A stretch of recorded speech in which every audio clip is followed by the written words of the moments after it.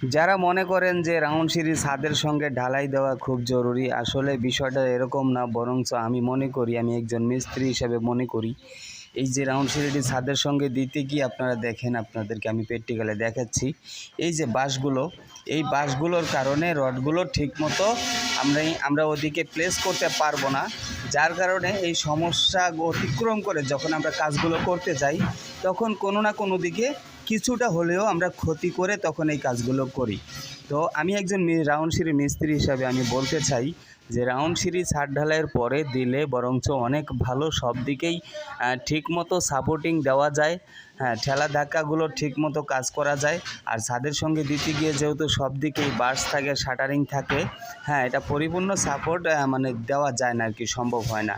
তো যারা এই ধরনের মন্তব্য করেন যে রাউন্ড সিঁড়িগুলো ছাদ ঢালাইয়ের সঙ্গে সিঁড়ি ঢালাই করলে খুব ভালো হবে, আসলে এই বিষয়টা মাথার থেকে নামিয়ে ফেলবেন।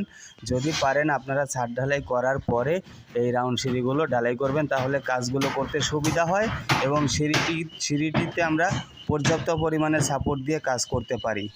তো আশা করি বুঝতে পেরেছেন, আর ভিডিওটি অন্যকে দেখার সুযোগ করে দেবেন।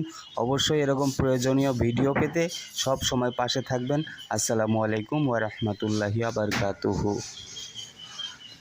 হয়তো অনেকে মনে করেন যে পরে যদি ঢালাই করি তাহলে ওখানে একটা জয়েন্ট পড়ে, জয়েন্টগুলো যদি সমস্যা হতো বা জয়েন্টগুলো যদি ক্ষতি হতো তাহলে কিন্তু প্রত্যেক তালা একবারেই ঢালাই হইতো, কলম বিম এগুলো আলাদা আলাদা কোনো কিছুই থাকতো না।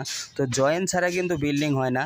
তো জয়েন্টগুলো কিন্তু খারাপের কিছু নেই, কারণ জয়েন্টগুলোতে আমরা এমনভাবে কাজ করি এই জয়েন্ট আর জয়েন্ট থাকে না। তো আশা করি বুঝতে পেরেছেন। যারা জয়েন্ট নিয়ে টেনশন করেন এটা কখনোই করবেন না, কারণ জয়েন্টের জায়গায় ঠিকমতো কাজ করলে ওই জয়েন্টগুলো কিন্তু জয়েন্ট থাকে না। আশা করি বুঝতে পেরেছেন।